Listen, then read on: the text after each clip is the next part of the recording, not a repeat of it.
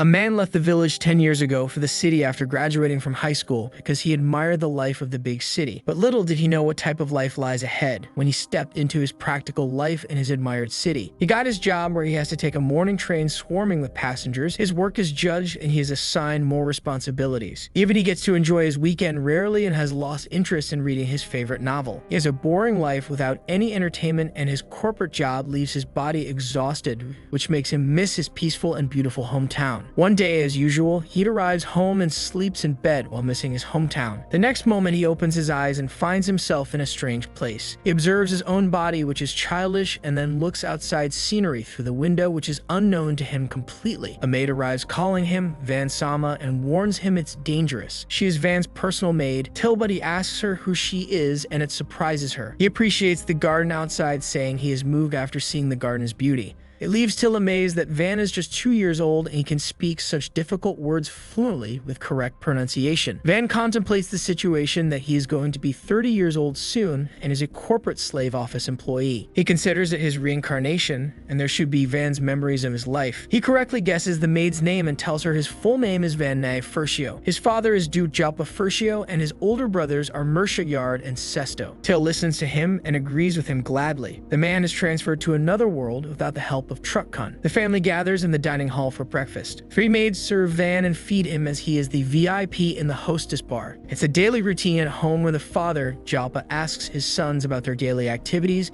and similarly, this day he asks his 10-year-old second son, Yard, what he learned today. Yard says he learned about fire magic and formations in battle. Jalpa next goes to his third son, Sesto, asking about his activity, and he proudly says he learned magic. Usually, Van is exempted from such trivial questions, but unexpectedly, Jalpa asks him what he is doing today. Van has a calm posture and says he thought of studying the history and culture of this country because he does not know anything. His choice of words and unpredicted answer leaves everyone surprised. Jalpa starts laughing that he thought his wife Mira left him spoiled last boy, but he is smart, even though he is 2 years old. He is looking forward to the coming of age ceremony when Van turns 8 and is analyzed if he has an aptitude for magic. It's important to know what kind of magic one possesses and what is suitable to him in a world filled with magic. There are basically 4 elements: fire, wind, water, and air that are devoted to protecting families and residents. Jalpa and his other sons are compatible with 4 magical elements. The Fersio family is noble, specializes in military power, and has pride, especially in strong fire type. This world has 3 continents, and existing weapons are spears, swords, and bows. Van is present in Scuderia Kingdom, which is a large country in the southern part of Grand Continent. The royal family here existed for 300 years and has expectedly expanded its country slowly. The current king leads the nobles who have fighting power and will attack a small country to get its territory. Jalpa has been promoted from count to duke because of that. Van is in his study room guarded by his maid Till. He asks her, pointing towards the map, that if it's the port where ships sail and if there are no other ways. She tells him if the ship is passed through the deep sea, it might be attacked by the giant monster. Even passing through the strait would be difficult if the narrow location is not used. Van's eyes sparkle, thinking there are legendary monsters, and this way the arrival of Europeans during exploration becomes sparkle. Till further informs him there are other races like elves, dwarves, and beasts, but it's rare to see them because they have built their own culture in the countryside. The other maids arrive and make Till stop that her words from the beginning were difficult. One of them asks Van if he is tired and wants to take a nap. He thanks them by saying that he is asking such questions because he wants to know a lot, and asks them if maybe they all are tired. The maids are impressed and fine, so he asks them about magic equipment. One maid tells him there are magic stones, minerals, and crystals that can store magic, and it can magic tools based on magic compatibility. A butler named Esparta, tall same as Sebastian, a black butler,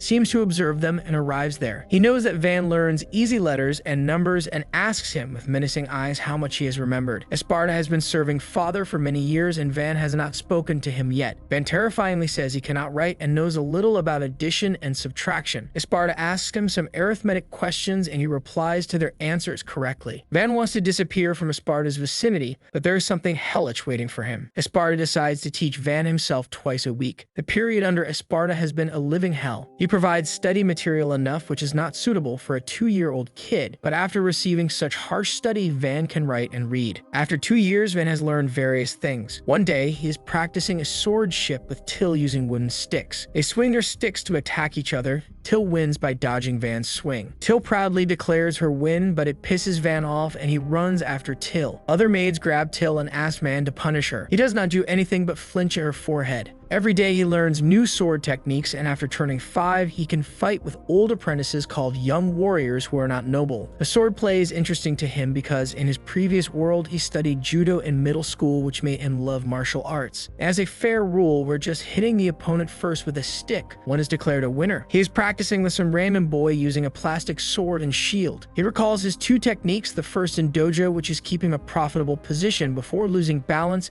and the other in karate, which is hitting the opponent when he takes a break. His opponent is 10 years old with a tall body, long arms and legs, and his swing feels further away from Van, but he is a kid with monotonous attacks. He neither has skill nor experience, which is a drawback. Van strikes the kid in return strongly, winning the game, which proves he's a prodigy and has talent in sword play. Other kids observe the whole game and have a view that Yard and Sesto did not talk to low-caste people like them, and since both are fire users, they did not have an interest in swords. A person, D, a deputy chief of the Knights group and one of the strongest within Duke's residence, arrives and worryingly checks Van's hands to know if he has got peeling skin and rough hands. D is amazed that although Van practices every night, there is no evidence. D has listened to a rumor that Esparta has issued an order to make Van study 3 times more than usual. It shocks Van and he sulks that he is the only one doing it from morning to night. When Van is worried related to Esparta's enforcement of the law of study, he says with a sparkle in his eyes that if Van wants to learn more about swords, he will be one to teach him, and declares he will make Van the #1 swordsman. Van observes D is serious and says he likes swords, but he also likes to study. He is disappointed to listen to it and he has nothing to do, but at least Van practices swordsmanship. He will be training Van directly. Van is not pleased to have D as a tutor and wants to be taught kindly. D understands how he should not go hard on Van as he is a kid, but it was all a lie. They start training, which is hard, and he persists on swings every other minute even while running. He does not even let Van rest for a bit and asks him to squat while resting. It offends Van, who considers D not a devil but a beka who rests on a floating chair pose. Till arrives and encourages him. He has worked hard and he is great because he fights every day. Van wipes his sweat while thinking even though this life is hard, he enjoys it every day. He never got satisfaction in his previous life, but has become a noble in reincarnated life. We see 3 years later when his father is standing before Van carrying his sword and says he does not know the humiliation of this failure. It's better to kill him rather than leaving family. In this way, his beautiful life is going to end. When he is 6 years old, he requests Till to bring him outside to market. When passing through the palace, everyone admires him for being a prodigy. Even Till appreciates him. He is a genius to master swordsmanship, and in this way, he can catch up with his brother and become head of the family. But Van does not get involved in politics where the weak fall prey to the strong ones and money and other facilities belong to the head of the family. It's very common in aristocratic society to end the life of a promising sibling, and unfortunately, he has no good relations with his brothers. This way, he will not be able to enjoy this life in peace, and that's the reason he decides to become a player. He does not know how to play, so he starts with shopping. He wanders around in the market along with Till and guards and stands before a Marie company. Till informs him it's a big company with branches all over the kingdom. While they are talking, they listen to an old man dragging his child who is wearing ragged clothes. The old man yells at Van that it's not a child's show. The guards are about to unsheath their swords. Van stops them and asks the man why the kid is tied with a rope. Man yells he is free to do anything with his own child. His debt was in the child's name, so he came here to sell him as a slave. Till fills in Van with the information of the law of slavery, that there are 2 types of slavery allowed: slaves for debt and slaves for committing crimes. Long ago, in poor families, children who were left and not fed would be sold as slaves and used as living expenses. Van understands now why the child does not make a noise, because slavery is common and everyone is used to this type of scene. A woman named Rosalie passes by and readily recognizes Van and bends after him. She welcomes them to the Marie company. They will show him what he is looking for. Van asks her the cost of the child the old man selling. She asks the man about the kid's magic aptitude and learns that he can do the stealing. Rosalie estimates the kid's worth of 3 big silver coins. The man is pissed and pointing over to the shop says that it buys a slave in 5 big silver coins or more. A slave that can last long has to be expensive. She informs him any shop will buy in less than half the selling price. and even that kid should be only given 3 silver coins. Men with their small bodies are of no use because of maintenance costs. The old man starts beating his own child that he is worthless and won't sell him to Rosalie. When he's about to go, Van says he wants to buy the kid. He requests coins from Till, but she has gold coins prepared. Rosalie steps in and buys the child. They will exchange money inside. Van moves ahead to Child, reaching his hand, and asks his name after introducing his own name. Van is looking like a prince helping a princess, but Kamshin is the boy. He holds Van's hand and tells him he is Kamshin. Van has freed him and now he can go anywhere he wants. But Kamshin's father is a problem. Moreover, if Kamshin is lost again, it will be troublesome because he does not know anything. Van plans to take him home as there will be some work that he can do to help. One of the guards speaks Van won't be allowed to bring in an unknown child unless he is a slave. Van asks Kamshin if he is okay with that, and when Kamshin nods, Van takes his hand to roam around the market together and have his clothes changed first. Rosalie stops them, saying they have to make a contract first. She holds their hands and makes a contract where a sign appears on Kamshin's hand. It seems Rosalie is a contract magician, and as it's Van's first time, she will not charge him a fee. Van thanks her, and they go ahead and Marie company to select Kamshin's clothes. Where they are going, Van is still holding Kamshin's hands. Van selects a pretty good dress for Kamshin. Rosalie suggests he buy an outfit that is used by slaves, but Van does not see him as a slave, so buys the one he selected. After some days, we see Kamshin, dressed in a well-suited outfit, enter a room where Van is and informs D is looking for him. Van gives him a cookie by asking him to tell D Van is not in this room.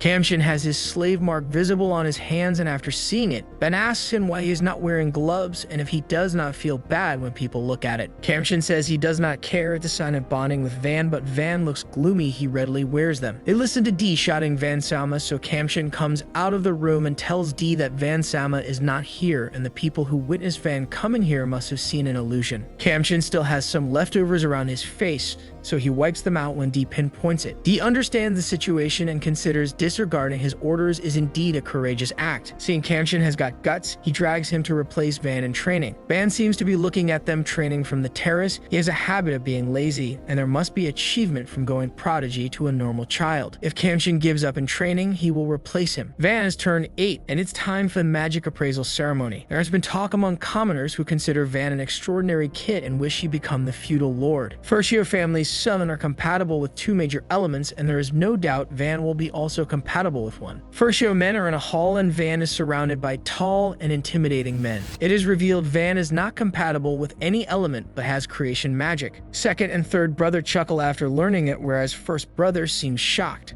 Father is disappointed in Van because creation magic is used to create something and the users are considered unfortunate. This magic is also called alchemy, where accessories can be created by imaging things, but it has a drawback that it consumes a lot of magical power and the users end up creating just a sword. Weapons and decoration items can be made using the magical power of people who have other magical compatibility. Nobles need 4 magical elements, and in Fersio family, strong fire magic and healing magic compatibility are accepted. The eldest son, Mercia, inherited wind magic from his grandmother. He works hard more than anyone else and holds the position of head representative. However, he is still despised by other brothers who are fire magic users. So after learning Van has no compatibility with 4 elements, Jalpa is pissed off that Mira, his wife, left him a worthless child. He had expectations from Van because Jalpa and Mira had strong fire magic powers, and Mira died after giving birth to Van due to having a weak body to store strong fire magic. Jalpa draws his sword, saying Van showed unexpected talent since he was a kid, so he had expectations, but having creation magic is a humiliation to the Fersio family. If Van has disappeared from this world, no one will know about this. Failure. When he's about to slash Van, Mercia appears before Van and speaks in defense of Van. There is an area within the Duke family's territory that he is currently occupying, and it is completely undeveloped due to its location. There is a village in a remote area. What about if they leave Van there as a feudal lord? Father also gives it a thought. Its territory, which he acquired when he was promoted to Duke. It's also a place where Count Ferdinand sends knights to be judged. The newly acquired territory still has loyalty to Duke's family, and it won't be a problem if they assign Van their feudal ford. So he assigns Van as the feudal ford of the village and says him to get out here as soon as he finishes preparations. When Father and the other boys leave the place, Mercia kneels down before Van, apologizing to him. He also has been mistreated by his father and brothers, and he can't stand his little brother having a hard time getting creation magic. Van can hate him for giving his father such advice. sacrifice. Van does not mind it, and if Mersha hadn't come after him, he would have been dead by now or been sold out as a slave. In a desperate condition, the chance Big Brother gave you won't waste it. Mersha is surprised at how genius Van is and holds his arms softly, saying it seems Van thinks about things more deeply than he does to touch adults' hearts with sensitivity. Mersha reaches out his hand to Van while smiling. The Duke's family will send him to a remote area and Mersha can do his best to help him. Van holds his hand by saying, "Thanks, my son." Back at home, Kamshin starts packing the goods. When Till learns about Van's transfer, she cries. Even if he cannot use magic, he is still a wise and honorable noble. Van thanks her for worrying about him, but now he is looking forward to going to village. Being a feudal ford, he will be free of nobles' shackles and will do anything in the village. He looks forward to making the village his favorite place to live comfortably and happy. We see some adventurers talking about nobles, that they are no different from commoners and their priority is to protect themselves, not the kingdom. They will look down on civilians, especially adventurers. One of the adventurers asks a man, Ortho, the reason why he accepted the request to escort Van. He says he had no choice because it was a request from the Fersio family. Van arrives there, introduces himself, and expects they will be his escort. Van considers Ordo cool, that he is like a veteran hero, and his weapon also seems strong. Van has a cheerful personality and others get along with him well. After the introduction, he manages the loading of items from the carriages. Mersha has assigned 10 adventurers to escort him and planned to send a carriage, but others had more things planned. Till enters the carriage saying she will also be going with Van as she is exclusively Van's servant. He also arrives carrying his goods to accompany Van. He will plunge his swords at anyone who comes in Van's way. Van is worried about the situation if he is allowed to have an escort from a knight, but Dee does not care. Espard also arrives with his intimidating personality saying he is now 50 years old, so he wants to relax in the countryside, and Jalpa has kids all grown up, so there should not be a problem. He enters the carriage saying he will overlook Van's studies while enjoying his retirement. They all have brought so many things along with them. Inside the carriage, Van feels grateful he has so many people by his side. Till sees him smiling and asks him if something has happened. He shows gratitude saying he is glad everyone is coming with him. Till says other maids also wanted to come with him, but only she was allowed. Mersha seems to be very busy and doesn't talk with maids. Yard and Sesto don't treat them properly. But Van is different. He treats them kindly and even helps them in cleaning. The maids who help him in the swordsmanship also like him. He turns to Kamshin saying if he did not like it, he could have stayed in the kingdom. It seems that the slave agreement can be changed or cancelled. Kamshin says that he has decided to devote his life to Van Sama. Listening to all their wishes makes him embarrassed. Their carriage does not have the family's crest, and the father wants him to vanish from existence. When they are about to leave the mansion gate, the guard's daughter runs to them and asks him the reason for leaving the mansion. Dee, along with his minions, arrives in a carriage with a banner saying Van Sama's entourage is departing. They want to give Van a proper send-off on Dee's instruction. Van asks him if father has not told them to be quiet, but they make an excuse that it's the first time they hear it. Dee, who is sleeping, wakes up shouting that the fourth prince of the kingdom is here. They leave the palace, making away with Van's carriage following them. There are civilians surrounding them and asking him questions about his leaving the palace. Van did not know people cared about him after seeing people's kind response. When turns back, he sees Till has tears flowing like a river. They camp in the forest because they have to cross 2 cities, and it's Van's first time camping in a dangerous world full of monsters. Van asks groups of adventurers to escort him, and one of them is Ortho Sheet, who is a leader and a talented adventurer. He is an old adventurer and knows how to contact clients, and even with an 8-year-old kid, he can speak decisively. Van thanks him with a cheerful smile, and Ortho leaves after observing him closely. Till arrives saying even adventurer can understand Van Sama's kindness. After crossing town and crossing 2 cities, he camps several times. Their progress is slow because of the luggage. They are walking between 50 and 100 kilometers per day and now have 500 to 1,000 kilometers within 2 weeks. While looking at the map, Till informs Van that they are going to arrive at village soon. Van wants to leave a good first impression. The one riding the carriage stops it on catching the village's glimpse and worryingly informs others that it seems the village is under attack. They all stop at a faraway place and make plans to take their next step. Maybe the village is under attack by bandits or mercenaries. Van is thinking about the situation in the village, which is surrounded by solid, thick wooden walls. In front of the gate are armored troops stand guards, and behind them are an army of magicians. The opponents amount to 40 to 50, and they don't know what their opponent is like. Dee wants to join the battle. If they work together, they can defeat opponents, but Ortho does not agree because it will result in sacrifices and causalities. Dee does not seem to understand it and wants to join the battle, risking his life as it's Van's first territory. If a crisis comes, he can't help but draw his sword. Ortho also argues back, saying he knows Dee is a good knight, but it has nothing to do with this fight. He wants to escort Van, and depending upon the situation, he might escort others, but Esparta steps in saying Dee would be willing to sacrifice himself for others. He can face 30 people, including an army of mages, so it makes a 50-50 situation. If D dies, then no one will rule over village. Even if Esparta himself dies, he is still a 4-element mage, and if he joins the battle, they can see the opponent's fighting power. Esparta has prepared a plan. He will first create a barrier wall. Adventurers will attack from behind the barrier to lure the opponents towards themselves, and then D and others will surprise attack from the side. Van and others will get into the carriage, well designed to withstand the magic attacks and escape from the place. Esparta plans to stay behind and attack from behind a barrier, otherwise D and others will die. Van does not like the idea of Esparta leaving behind, so he decides to act as bait. Till is strong in opposition to this idea and would like to bait enemies rather. Kamshin also says he would join Till and hold enemies behind, but Van reminds them all he is the one in charge here. He wants Orthro and adventurers to escort him to the village, and it does not include fighting to save the village. Esparta has retired from a noble family and has contributed to Van's family, so he must not die in this place. D and the other knights are royal knights serving Father, and he has to apologize to Father if something happens to them. He thinks of Till as his older sister who spends time with him more than anyone else, so he does not want her to die. Kamshin is very honest and Van likes it, but he does not need to die for him. He considers those who want to follow him amazing and kind people for him who is known as incompetent. He will never be like a boss who gives Dan orders and will put himself on the front lines. He draws the attack directions that he will charge from the front and others will attack from right and left. If the enemy does not retreat, they can leave his body behind.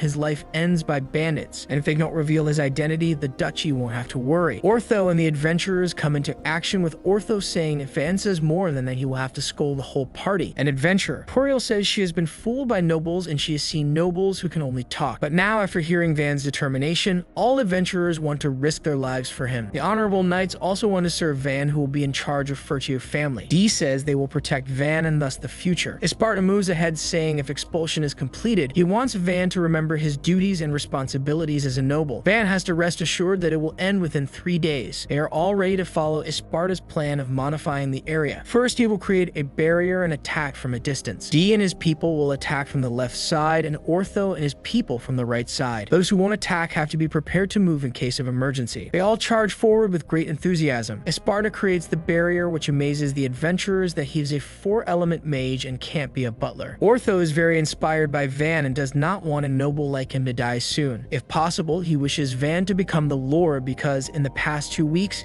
his impression of nobility has completely changed, but he still does not know much about Van. Till and Kamshin embrace him with tears flowing through their cheeks. They are relieved Van did not act as bait by himself. Van considers them as his family and makes preparations for the battle. He commands them to bring medicines and medical treatment out of the cart. If something worse happens, they will get on the battlefield to help out. The attack on the village is about to end because the settlements are falling apart. The bandits have their guard off and are enjoying their win. Soon, they are attacked by incoming Van's guards, which creates a ruckus. There is a wall behind them with a central narrow opening. D and Ortho are charging simultaneously from left and right, but a bandit with heavy armor avoids them and charges towards the wall. Ortho observes the bandit and knows the ones behind a wall cannot see the situation ahead of the wall, so he shouts a bandit is coming their way. Puriel is a magician and is hiding behind the wall to prepare his magical strike, but the bandit with a sturdy body arrives and is about to strike her. Van blocks it. Van and Kamshin both charge toward the bandit. Puriel forbids them to move ahead as it is not an opponent that children can face, but they deal with the bandit carefully and finally defeat him. After some struggle, Van's party has defeated most of the opponents, whereas some have escaped from the site. Ortho and others are binding the bandits, where Ortho says he wants to stay here for a bit. However, some adventurers want to go back for other quests. Ortho's reason for staying here is to observe Van. Van has a sharp wit, which is unnatural, even if he was educated as a noble. At first glance, he looks like a child from a noble family, but once he opens his mouth, the image disappears. He is polite and gentle, but often looks like a cheerful and friendly kid. He also does not look down on commoners being noble. The ones listening to Ortho agree with him and consider Van a strange boy. His movements are not like a kid, but a knight who has been in many battles. He is a mysterious boy and better than any noble they know. If he becomes a lord, Ortho wants to see what type of territory would it be. Ortho asks his people if they are willing to help him. They readily accept it and have no problem. Till is scolding Van for moving ahead alone. On the other hand, Kamshin has the will to be stronger. Puriel interrupts them, saying he is a kid and and making a girl cry. Van wants to be sincere with her since she's important to him. Puriel asks Van if he is an elf since they don't age and look young. Van tells her that Till took care of him when he was a baby, so he must be a baby. Puriel further investigates him about how he learned swordsmanship. Van points to D, saying he was trained under D directly even though he was not developed. His knowledge and wit come from Sparta, and his mindset seems to be influenced by Till. Puriel kneels before him because he saved his life, and she will never forget this gift, a life. Van gives a charming smile, saying her to forget it. Puriel is impressed to see a noble has won an adventurer's heart. Sparta informs Van that villagers are gathering around the entrance. Van moves ahead that they have to make his first impression good. They enter the village where Van introduces himself as one who will manage this territory, including the village. The village elder, Rhonda, moves forward, introducing himself and thanks Van for helping them out. Van has heard rumors that the owners and soldiers of this village do not take commands from outside, so he apologizes to them, saying he will be the ruler and will take charge from now on. Rhonda takes them into a place where he fills them with information that there used to be 150 people living here, but bandits have attacked and just 100 people are left here. The reason this village is the target of bandits is because the Lord of Kingdom Geronetta has changed. The border of Kingdom Geronetta is close to this village, and knights used to patrol the border under the reign of Lord Ferdinand, but now the Lord has changed and the border is abandoned. In short, the village is threatened because now it belongs to Lord Fersio. Van apologizes to Rhonda that the former ruler, Count, has supporters in every town, and it appears his father has appointed rulers only for larger towns, and the situation of small villages is still unknown. Rhonda considers his not village worth protecting, and it does not pay any tax. Van says to Rhonda not to complain about the state of this village now, as it won't change anything. It triggers Rhonda's son, Malada, who stands, and Van observes him. He is built strong with a gleam in his eyes. Van says him to sit down. He wants to talk on behalf of the village. Van accepts nobility is responsible for this, and perhaps the founder of the kingdom, King Berlineth, has left flaws in law. These words create silence on the spot. However, nothing can be changed by complaining about the laws of the village and how they should be. They have three main goals. The village must become valuable so that the kingdom doesn't ignore it. The village has to make money and hire mercenaries on a regular basis, and they should develop and rebuild the village themselves. Rondo's daughter says they have also thought about them, but these options are not easy to implement. If one is in a remote area, if he sells wood or stone, it is impossible to make a profit due to transportation costs. Moreover, it's difficult for villagers to produce high-quality crafts due to their low level of education. Van says passionately that now they have him who is educated and would protect the territory. He will do anything to defend and develop this village. Rhonda and others do not seem to agree with him, and there is utter silence. Sparta intervenes and introduces himself as a butler of Fersio family. Van is a prodigy who was appointed as a lord of the village at the age of 8, and he is considered a gifted child for many reasons. That's why he and D, deputy knight commander of Fersio family, have come to serve the village faithfully. First, Rhonda and the others were hesitant, but after listening to who Van and the others are actually, they feel gratitude and are surprised because no noble has ever come to this village. Malavet excitedly asks Van that if he is noble, then he must be a strong 4-element magic user, but Van bluntly declines and clears he has only creation magic. Rhonda and others give a gloomy reaction. It offends Van, but despite this fact, he says they will strengthen the walls to keep the enemy out of the village. The fence is strong, but it's made up of wood and is not resistant to fire. Van learns from Sparta that the earth's element magic lasts till when magic is active, but when energy is lost, it becomes the normal earth. So he plans to make the wall at the base of the large earth rocks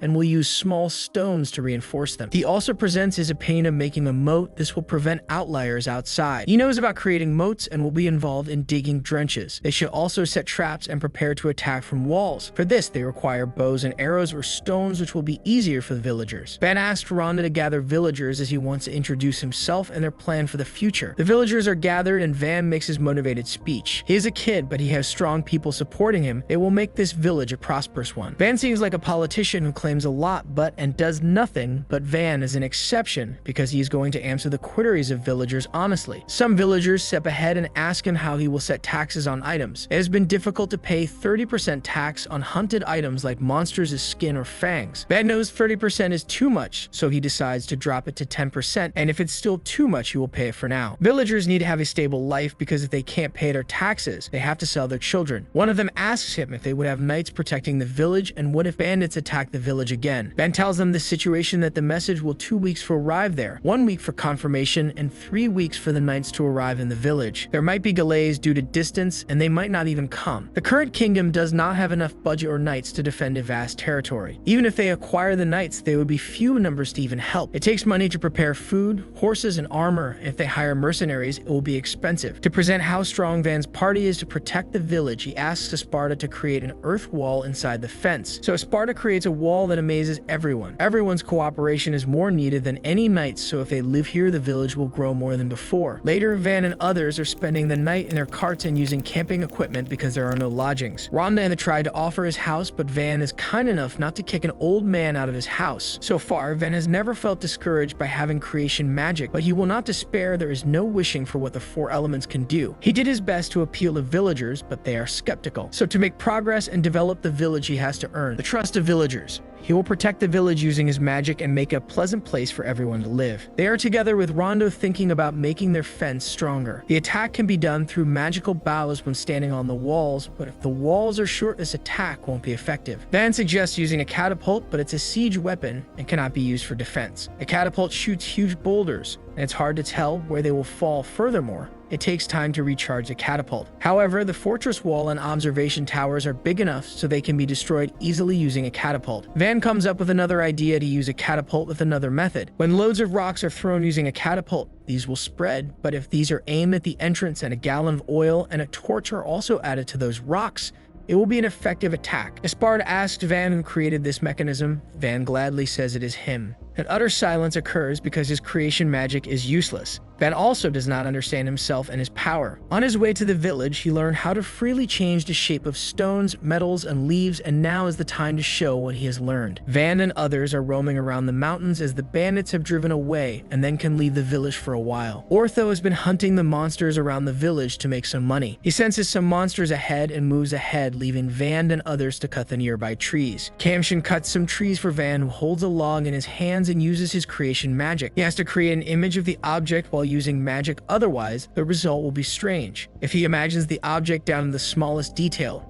it works, and the heat slowly moves from the bottom of his stomach to his fingertips. An image of fibers of the trees comes into his mind which can be manipulated. He knits them together to strengthen and creates a wood block. The blocks are made up of wood but look like plastic. These are stronger than normal wood, so he wants to think of using these blocks as the base. Ortho and others come back carrying a dead monster, and they are surprised to see the blocks. Ortho carries one and can feel its light, but is tougher than he expected. Van is curious about how strong it is, so Ortho analyzes the strength of the block by hitting the block with all the strength he has got, but the block did not get a scratch. Now they head back as they have hard materials in their hands. In the carriage, Van creates many other items using his creation magic, and others ask him if he has not run out of magic power. It's a drawback of creation magic that it's hard to make things because creation magic consumes a lot of magical power. Van does not know how to tell if he has magic power depleted or not. They ask him how magic actually works. He has to imagine a picture of a weapon with its features, so he imagines a katana with a sharp blade and so creates it. It also makes an axe for Till, which is strong and cannot be stretched, but it's not girly at all and has a danger sign on it. Till makes offended faces, but despite that, she is ready to accept this gift. He has consumed magical energy, but he has been improving and creating weapons. He carries a tiny knife that might be used unexpectedly.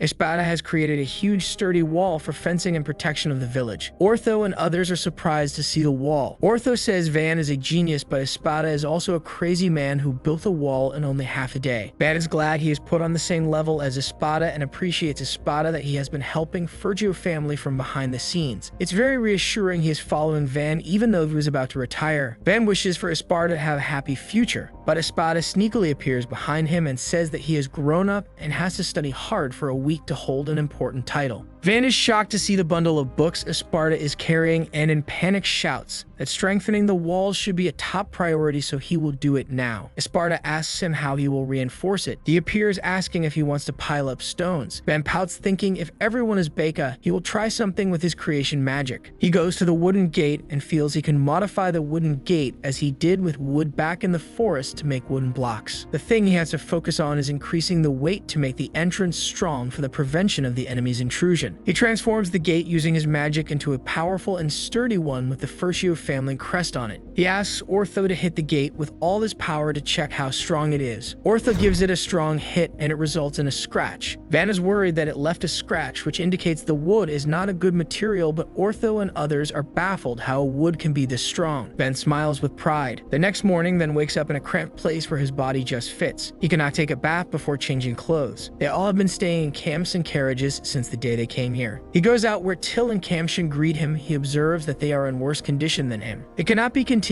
forever, so before strengthening defense, he has to prepare food, clothes, and shelter, so he decides to make a house. He brings the wooden blocks he created and gathers them at a place together with Kamshin. He asks Rhonda if he can make a house at this plaza if it's not being used by anyone. Rhonda tells him it would be a better place for Van as it's the center of the village and is uninhabited by anyone. Van wishes to hold a festival and a carnival someday if he can afford it. He moves to the place and puts his hand on the ground. He plans to make a house here just for Till, Kamshin, Esparta, and himself, and the buildings for D and others will be separate. He imagines a thin wire to put deep into the ground and then extends its diameter to create thick pillars. He designs the basic structure first and then creates the interior walls to make large and small bedrooms with windows having shutters. Finally, he forges a mansion which is huge for Van but small for Esparta. Still, it's the vast palace in the village. Till and Kamshin are also amazed, and Kamshin appreciates Van that his creation magic is much more suitable for Lord than 4-element magic. Van agrees with the fact that strong magic is compatible with territory protection. Esparta intervenes, saying Van is right when it comes to war, but in times of peace, Van can still improve the lives of people, and he cannot think of anyone suited better to this role. It makes Van's heart light and tingling with happiness. D and his knights arrive and their jaws drop in seeing a huge mansion that was not there earlier. When they learn Van made it using his magic, they decide to bring on more wood to create more houses. Ortho and others also run to chop the wood in competition with D. Thus, it creates a ruckus there to bring wood. Van turns around and sees villagers are also gathered because they have heard Van can make houses. They all present their issue with their house and the suggestions for renovation rise. He agrees to make their house as they live in shabby and terrible conditions. He commands them to line up to create an order for housemaking. He has no choice but to help gladly his people with his creation magic. Chapters #10espada and the villagers are busy creating barricades. D and Ortho people are collecting the woods, and Van is creating houses and villages. Van has gotten used to using this power and can handle the buildings easily, but he prefers making furniture first. He is exhausted, and doing for others reminds him of his previous life where he was a corporate slave. He listens to D, appreciating that he is amazed at how great Van's story of magical power is. It takes a lot of effort to create such a magnificent palace. Van explains the general order in which houses are built. Basically, 4 houses are grouped together with streets and alleys arranged in a grid pattern. The houses of ordinary people are built uniformly. When they have a building stone, he will rebuild the houses for each family. He has also designed a bath next to the mansion. However, Till and Puriel are making preparations to take a bath first. Puriel has used water magic to fill the basin and lit an old-fashioned fire to heat the water. These girls also invite Van to a bath together with them. Kamshin is an adult, but Van is still a kid. Van flushes and says Kamshin is 10 and he is 8, but is still considered a kid. Van takes a bath later, but regrets imagining the girls with their exposed skins in water, that why he did not go together with the girls in the heavenly bath. However, he comes out of the bath and is refreshed to sleep in his spacious room, but it upsets him. He has no furniture. He creates a bed from the haze he bought from villagers and sleeps soundly with his heart content. In the morning, Till presents him a delicious food, and it's kind of relaxing to have a delectable breakfast in his own house. Esparta is also there for breakfast and shares his concern that protecting the village is important, but they have problems with regular income. He has heard the only way he can communicate with the outside world is through mercenaries. Van has his soul left and makes pout to observe that Esparta is talking seriously, but he has an omelette in his beard. Van says he can make houses, furniture, and clothes, and there is no problem in getting food, so what is the reason they should not focus on strengthening walls? Esparta makes an intriguing point to Van that there are no spices and there are no ingredients for his sweet-baked sweets. Van is surprised to listen to it and is motivated to do something now. He wants to make an industry to sell some products and needs a good idea. Kamshin has an idea to do trade with wooden blocks Van makes, but Van rejects it because he can only make those blocks. Till proposes that they should collect materials from hunting animals, but it is also rejected because Ortho hunts the animals, so they belong to him, not to village. According to Sparta, crops is the best option, but looking at the village's condition, it would not benefit them. They all are out of ideas and are disappointed. One of the Ortho's men, Kusara, is out with Van, Kamshin, and Till trio. Kusara has his brand new shield, which is tightly lined with leather on the inside and edges, making it strong and resilient. He is brimming with pride. pride. He wants to analyze its strength, so he says Kamshin and Tilda hit his shield with the new weapons Van has gifted them. They both are hesitant to do it because they know how strong the gifted weapons are. Kamshin steps ahead first and slashes the shield with his wooden sword, but the shield breaks into halves, the same as Zoro slashes the cannonballs into halves. Kusara cries, wondering how can a wooden break his oak skin knight's shield. Van fixes the shield by joining the parts and makes it more sturdier than before. Kusara is glad to see his fixed shield. Ortho passes by there and has a cart full of ores which he intends to sell to Van. He has collected those precious ores at the end of the forest, the base of the hills. He has ores of iron, some copper and silver, a little bit of gold, and the most important one, which is mithril ore. Van is excited to see and wonders why it has not been mined. Ortho comes up with a reason that it might be far away and inconvenient, and only a few knights would have explored them without noticing such precious ores and medical herbs. It makes sense to Van that it's a lucky find which only skilled adventurers can gather, and the mountains must be filled with considerable resources. He carries an iron ore to remold it first. In the case of wood, the magic permeates evenly through all layers, but with an iron core, there are parts where it takes time to penetrate the magical energy, and some are molded easily. He converts the easily molded parts into sand, which leaves 1/3 of the original size. To improve its quality, he should melt it and purify, but he does not know the process and cannot grade its quality. Kusara is excited and requests Van to make him a sword with a thin and double-edged blade. Van agrees to make weapons for all adventurers since they brought him ores. It increases Kusara's greed, and he requests more to make him a dagger and a long sword. He imagines the texture and shape of iron ore. He has to make the blade thick, except the cutting part, which must be extremely sharp. Without wasting time, Van creates a sword with a meticulous design of hilt. It's not that he skips steps to speed up the making process, it's actually his power that has grown in this period. Van gives it to Kusara, who is Van's first customer. Van creates another big sword, which is pretty designed because Van has always had good grades in decorative and applied arts. Kusara excitedly howls, attracting Ortho and other adventurers who also request Van to make swords for them. Puriel checks the quality of the swords and evaluates that they would be sold at high prices. Esparta is surprised to hear about metal ore being mined in forests instead of mountains. It's very rare to find such ores in the forest, but it's an exception if there are golems of stones, irons, and other ores. If there were dungeons, that would explain everything. Ortho and others have not explored the forest much, so they did not stumble upon golems yet. Esparta says to Van if dungeon is found, their fortune will change dramatically. There will be a lot of good and tremendous trade will occur. It's the idea Van wanted to increase the economy of village. A dungeon is a paradise full of resources and treasures where lots of weapons, accessories, and country artifacts are taken from the dungeons. Adventurers have to report to the guild if they find a new guild. There is a rule: if the guild receives the report of the new dungeon, they will quickly open a new branch in the nearest town or village. It's a good opportunity for adventurers to make their name and get in the best adventurer circle. They also have the right to explore the dungeon first. Despite having found dungeon at such time, there are still issues they will have to face. If the village makes a report of the dungeon in a situation like this, it won't be able to afford the guild's people. The village will be filled with adventurers, merchants, and even knights, and they are already short on food and resources. There is a high chance that neighboring countries will attack, and the Fersio family is also a threat. If they find out about dungeon, they will send their troops to occupy the land. Purdo suggests they should expand their village before claiming the dungeons.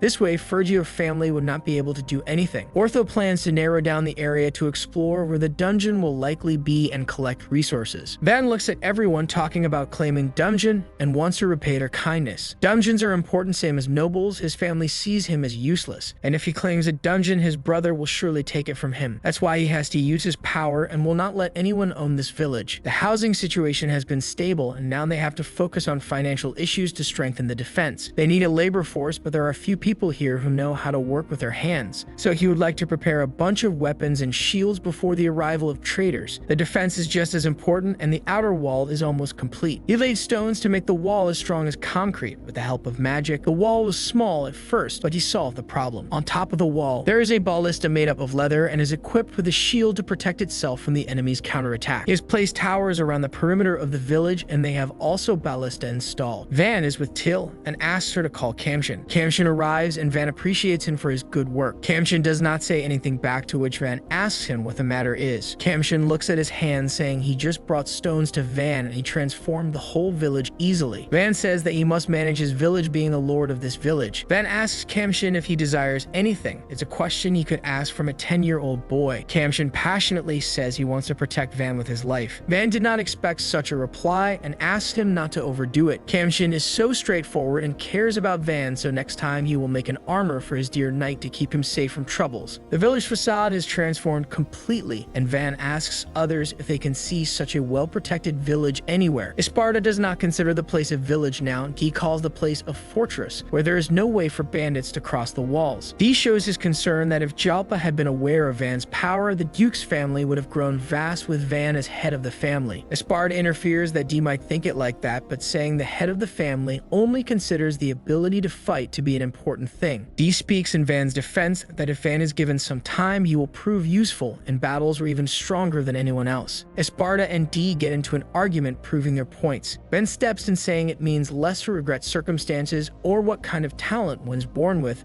It's important to be able to adapt to the environment and live what was given to one by fate. All others are surprised to hear such phrases from Van, and they seem to like it. The atmosphere converts to a cheerful one. Van makes a round around the outer wall. The ditches have just been dug and water has not been filled yet. It is necessary to reinforce the bottom and walls of a ditch, and they need to provide a water supply route. For now, they collect rainwater and filter it or go to the river to bring it, but they need a reliable source of water. Someone comes running in panic and shouts bandits are here again to attack. Van commands everyone to get behind the walls as soon as possible and shut the gate. Van is impressed that villagers are quickly responding to his commands even if it has been just a few days. But they all are terrified, so to raise their morale, he gives a short speech saying he knows they all are afraid, but it's all for the village's future. He cannot protect this village alone, so requests them to lend their power to him. It raises the confidence of men, so according to Van's instructions, some men go to watch towers and some to gate. When Van is going ahead, Till grabs his hand without saying anything but with an emotional face. He understands something is wrong and requests D, passing by there to observe the enemy to find what they are up to. D agrees, saying leave it to him. Van is confident that D is an amazing leader and genius, even though if he were in favorable condition, he would still win because he has honorable and trained soldiers with him. D also feels proud and advances forward, thinking he has now Van Sama beside him, and he would sacrifice his life for Van. He goes up and laughs, whereas the villagers are panicking in terror and observes the bandits running towards them. He informs Van there are about 50 or 100 and are 100 yards away.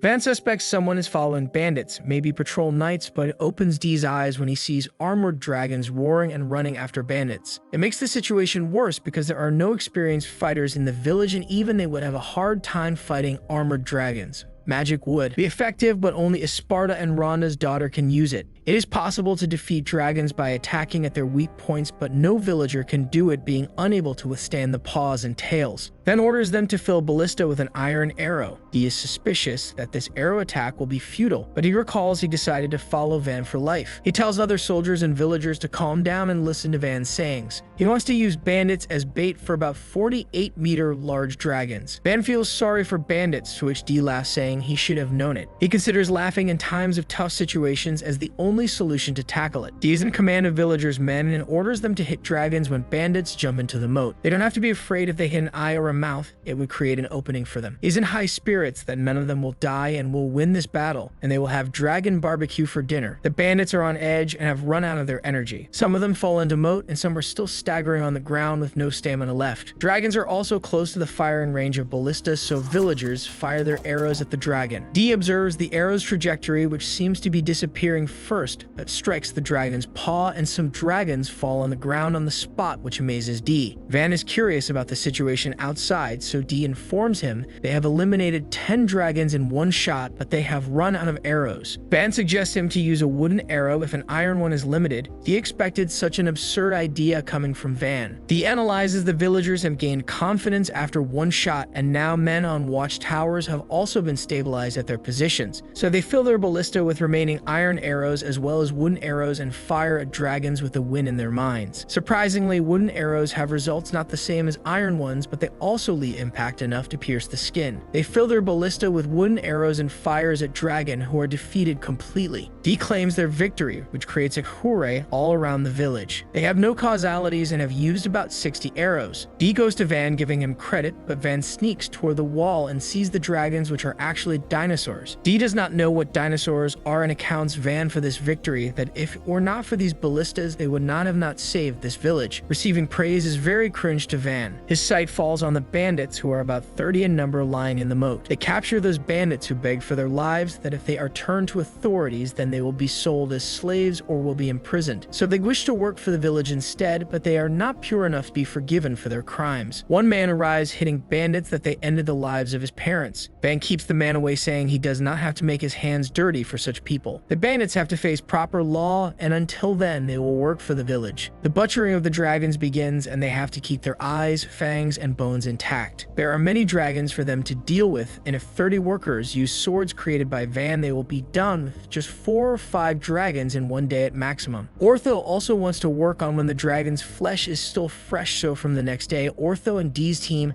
and as well residents start butchering meat. With their hard work, the work is completed in just 3 days. The next night, Van holds a large bouquet for the villagers to celebrate the victory. Now the village has become strong thanks to Van and others, so villagers don't have to worry about money. They must enjoy this event by filling their tummy with fresh meat and a lot of sake. Van takes a bite of dragon's flesh and sparkles due to its mesmerizing and delicious flavor. Meat is grilled to a crispy crust with a juicy and tender interior. Van asks Ortho if all the parts of the dragon taste different. Ortho informs him the meat inside is fatty and tasty because it's protected by a hard shell. Ortho changes the topic and is convinced the ballista are as strong as the weapons Van created for them. All adventurers appreciate the weapons and their features, and Dee overhears them. It breaks his heart, and his gang goes to Van with a menacing aura to make them their weapons. When Dee hears Van has charged Ortho and others, he tries to convince Van with a sparkle in his eyes to lift charge of these weapons. He has been Van's loyal subordinate, and if he has to manage materials and finances, he will need outfits for 3 men. But Van sneaks out of the place. Rhonda and his family are also enjoying the feast. They feel the environment calm, that the day has come again when they can be together, laugh, and eat good food along with an aristocrat. Esparta passes by there, saying talking like that about aristocrats can be problematic, but it's part of Van's charm. He will do many more amazing things in the village. Ortho tells Van about the selling price of dragon's meat, that the merchant will buy the one dragon with a shell for about 20 gold coins. It's costly because most of the meat sold out is rotten, and if they sell the dragon's meat considering the transportation costs, they will get 8 coins. They have more than 30 bodies, so in the end they will receive more than 300 coins. Van is surprised to see the conversion of gold coins to a yen, that these coins would make 300 million yen. Esparta arrives to congrats Van on his successful defense against the mythical creatures and further informs him about a law that states that a village that earns more than 100 coins has to pay a tax of 50% to the treasury of Marcus. Van is shocked that the taxation system exists in this world too. Van intends to hide this fact, but they cannot, because at least the presence of one dragon with a shell could be silenced, but having more than 10 dragons would be found out for sure. On top of that, everyone will learn about the state of the village. Esparta advises him to tell his big brother, Marcus, about the dragons and credit with the dragons. They will deceive others that they stumbled upon the adventurers and mercenaries and they eliminated dragons individually. 3 older brothers always claim to be head of the family, and Van wants his brother, Marcus, who helped him to win. It will be favorable for both of them. Passing through the village, everyone surrounds him to show their gratitude and calls him May Lord. One of them says let him marry Till. On listening to it, Van holds her hand, flushing and thinking he acted like an adult in the bath scene where he should have acted as a kid. After walking for some distance, he frees her hand, thinking attachment is important, but dignity is also important, and someday Till will have to leave him. He's about to ask if she is interested in someone, but she interrupts him, saying she wants to care for him,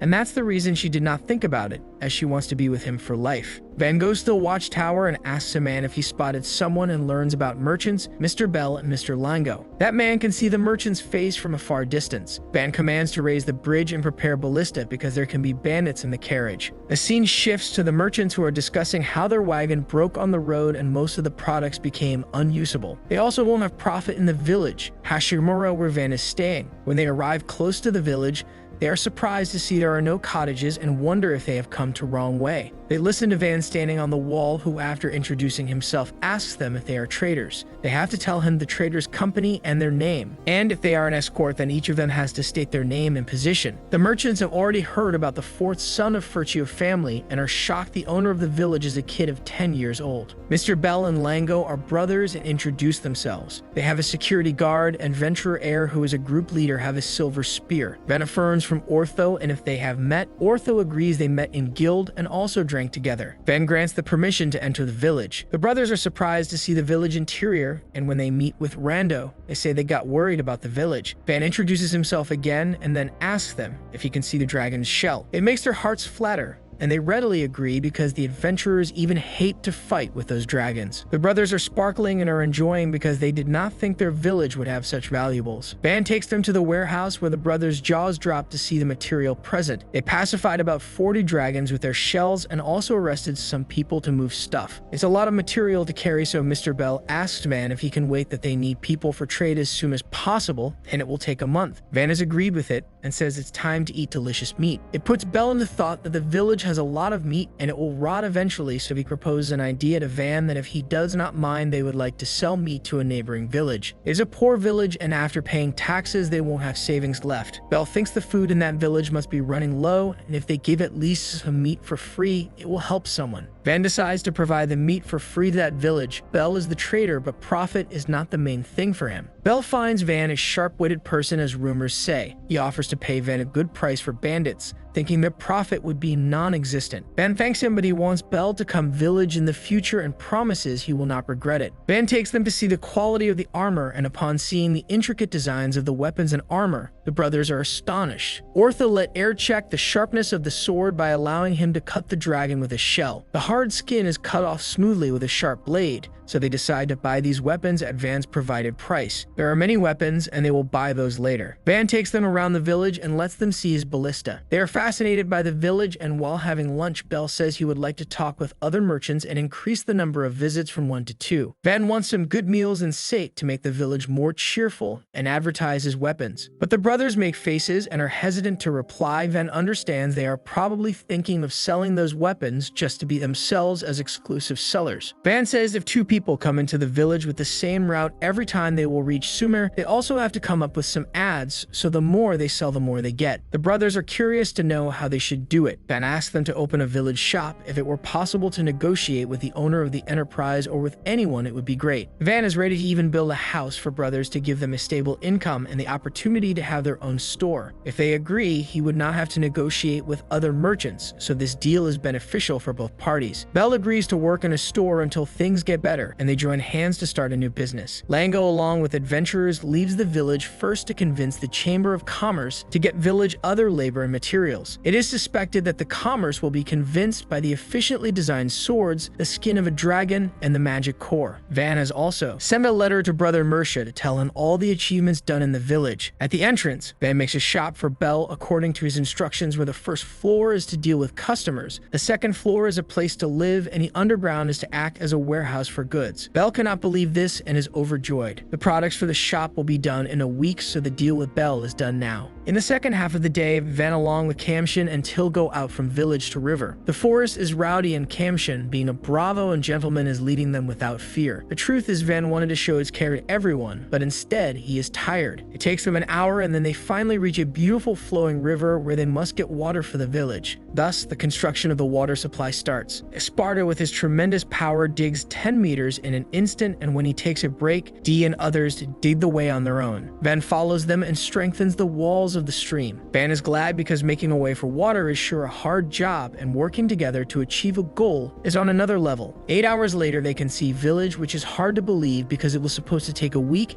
It shows how diligently they are working. Van asks them to stop working for today. D wants to continue as they will reach the village in a few hours, but Kamshin and others are exhausted. Van is startled seeing the old men, which demonstrates the old generation has hidden power. The next day, surprisingly, they dig into the village before the end of morning. There is a barrier struck on the way of channel to the village, and Sparta breaks it on orders of Van. The fresh water of the river flows into the village, which makes the residents pleased. Now it will save their time and effort to get the water. They need an instrument, a filter to purify the water, so a man named Lou gives him a material because he is interested in the making process of something made by Van. He designs a filter machine made up of branches, leaves, and clothes, which will be located at the end of the canal drawn to the wards of the village. The water will be stored directly in metal gear. The right amount of water will be drawn from the tap installed under the water tank and then moved to the boiler. They don't have anything to boil water, so Lou goes to ask Belle if he has a fire magic crystal for the same purpose. The water has come flowing through the moat. Van is concerned about something and asks Esparta if there will be flooding due to rainfall. Esparta agrees and explains that essentially, depending upon the volume of water, the channel is widened and embankments are placed in those places where it floods, but water does not have a place to go out. Van proposes if he should make sure water returns back to the river if it overflows, or if he should make a lake behind the village. Esparta considers making a lake a wonderful idea because in times of lack of precipitation, when there is no water coming, a reservoir is priceless. So it is decided to create a lake 200 meters away from the back of the village, and 3 days later it is finally formed. So far, Van is so happy to have a lot of water in reserve. The next moment we see he is in a bad mood because it is still morning and the sun has not even risen. Till is making him prepared, and after apologizing tells him many people, including Rhonda, are in panic. Dee and Esparta are on their way to the newly made lake named Lake Van. The lake is called after his name in honor of his merit and to preserve his legacy for future generations. The village name is changed to Van Village. Van feels so awkward having his name being used for lake and village. A man leads them to the lake through the passage from the backside of the village. He arrives on the scene and sees there are residents gathered around the lake. He advances further and sees a creature like a mermaid in lake water. It is said there live mythical creatures with perfect blue hair in the river of deep forest. They are half human and half mermaids called Abgallu. It's not easy to see such creatures easily, but the girl in the lake is the Abgallu. Van asks her name loudly, and she does not say anything in return. Van considers she does not understand language and asks Kamshin to bring food and fruits to build a relationship. He presents it to Abgallu, who swims to Van. Dee, Ortho, and others are prepared to plunge if she makes her move,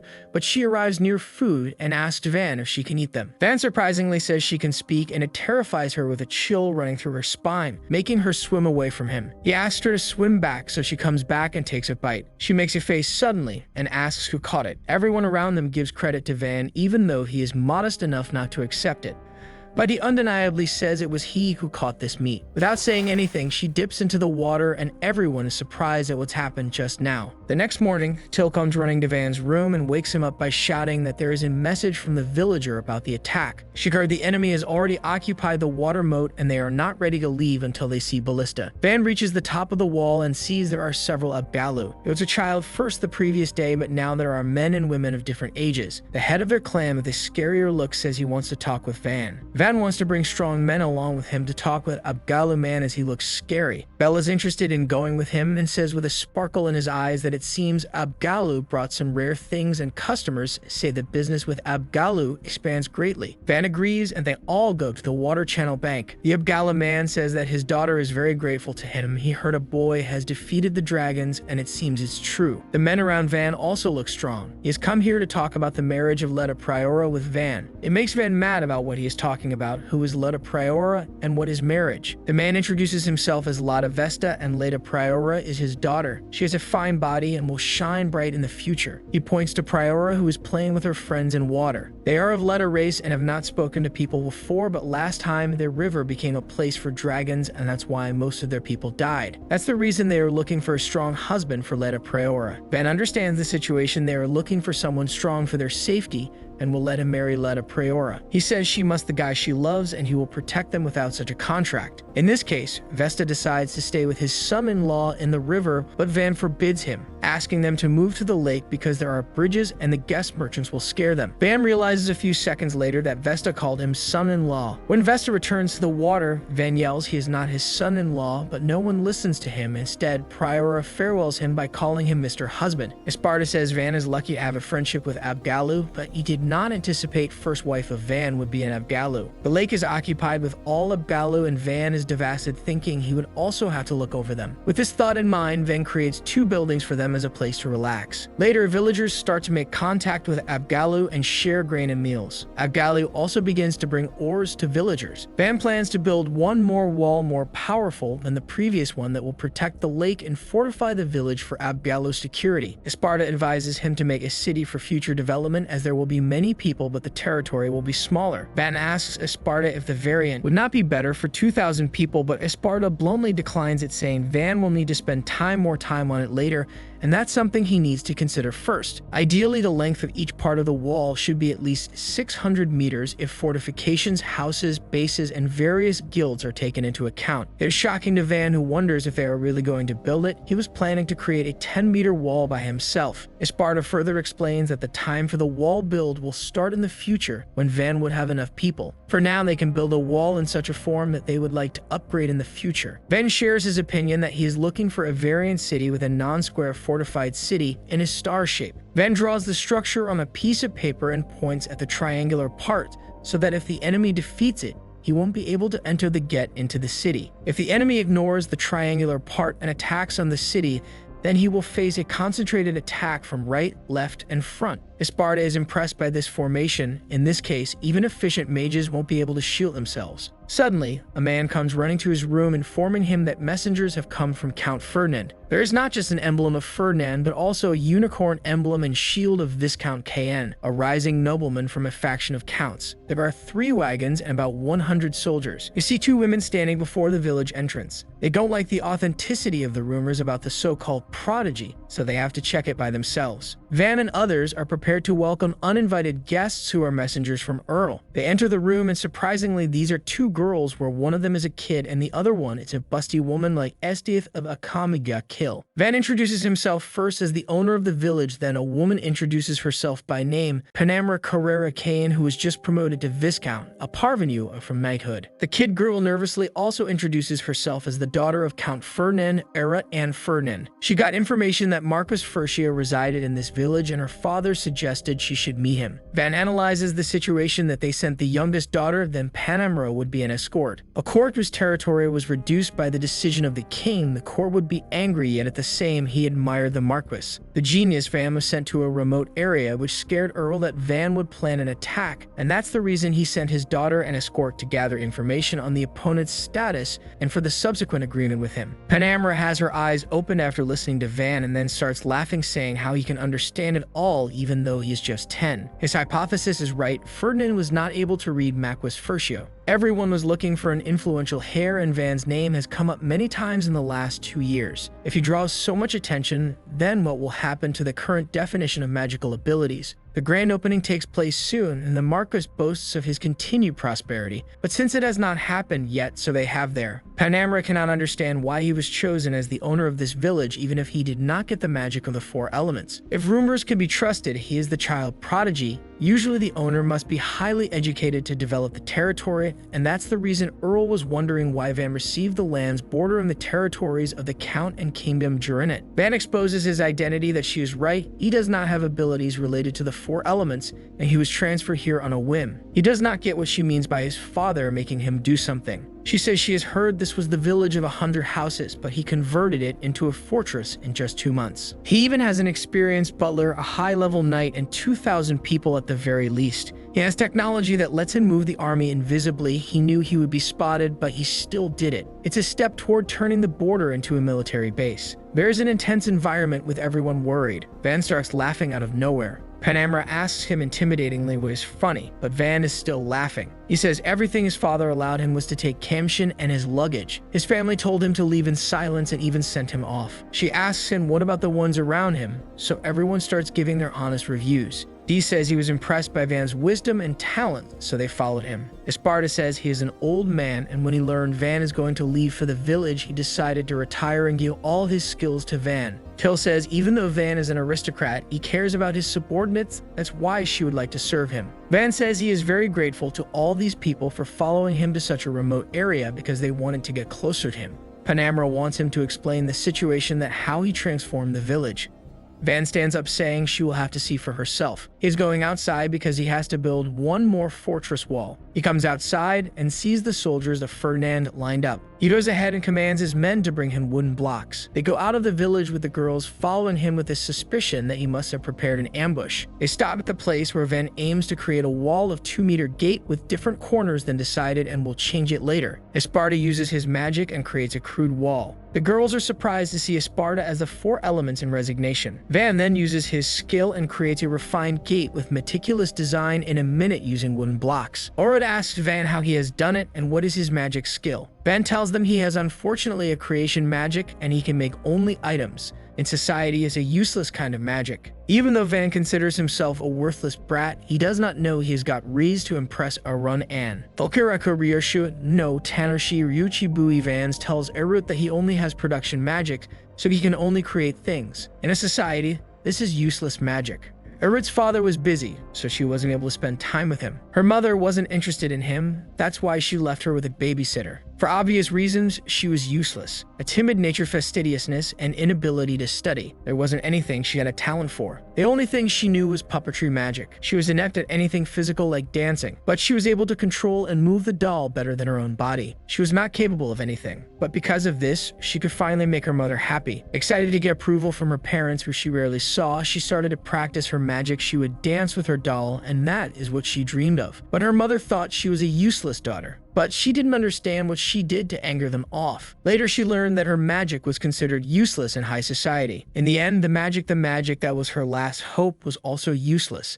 After that day, when her mother finally stopped visiting her, other people didn't talk to her and didn't pay any attention. She quietly held her breath and spent her days inactive. Erut used to think that she was stupid. She remembers her mother's harsh words and wonders what terrible things she has done to make her feel so much pain. She believes she couldn't do anything for her mother. She expected that her magic would be useful when it was done, but it wasn't even accepted in society. She cried because of her state. When she was 10, her father called her. She visited him and said she hadn't seen him in a long time. Panamera was also there. She asked Erut's father if he was sure to send her too. She said that instead of dealing with a person who doesn't have a title, he can send an agenda. But Erut's father asked Panamera not to talk nonsense. This demands time and circumstances, and it won't be superfluous, especially if something goes wrong. He asked Panamera to do everything he asked her to. Erut found Panamera interesting and wondered who she was. Panamera said their return will depend on how things go. Panamera introduced herself to Erut later, stating she is of discount. She questioned Erut if she had heard about her future marriage. Erut stood there shocked, making Panamera realize Erut knew nothing about her marriage. She says if Vans is skilled, then they might start to consider marriage. But if he isn't skilled, then they won't do it. Erut tells Panamera that she is useless. She questions if that is why she must leave the house. Panamera said this is not the point. She tells Erut that as she already knows, all of her brothers and sisters have already found husbands, and she is the last one left. It will be fine if the person she ends up marrying is great. Panamera took Erut with her powerful and beautiful hand. She looked at Panamera, wondering if she finally found a person who cared about her. The trip was about 3 weeks long. Erut was kind of happy for the first time in her whole life. Miss Panamera was nice, even though she always had a reason to be furious. She was nice but often got angry. When Erut said she was useless, Panamera would give her a lecture and embrace her. She often started a conversation by stroking Erut's head. Suddenly, Erut started to cry, but Panamera wasn't angry and again stroked her head. Erut liked the way Panamera treated her. She found Panamera's hands affectionate and warm. Panamera always joked around. Erut wondered soon they would be in the village. She doesn't want a marriage. She wants to be by Panamera's side. That's why she doesn't want to get close to Van now. So she decided to look at him with a blank expression when they were having a conversation. It was obvious that Van was special. This is the opposite of what she wanted. Van opened up with Panamera even though it was their first time meeting. He also has servants and comrades who respect him. She finds this wonderful. She thinks he is younger than her, but he does so much. She is sure his parents respect him. He is talented and has so many skills. She wonders how did this happen. He is the only one who is lucky. Just then, Van says his family didn't even care about him. They said he was insensible and left the city. This shocks Erut. She realizes that he was treated the same as her. She questions what's the difference between them. She listens to him. She watches the miracles he did with his magic despite it being considered useless. Her cheesy and jealous feelings change to interest. Aristocrats only have hope for those with 4 elemental magic. That is why she stopped using her magic when her mom ignored her. She wonders maybe if she didn't stop practicing, she would be as strong as Van. She wants to give it a try.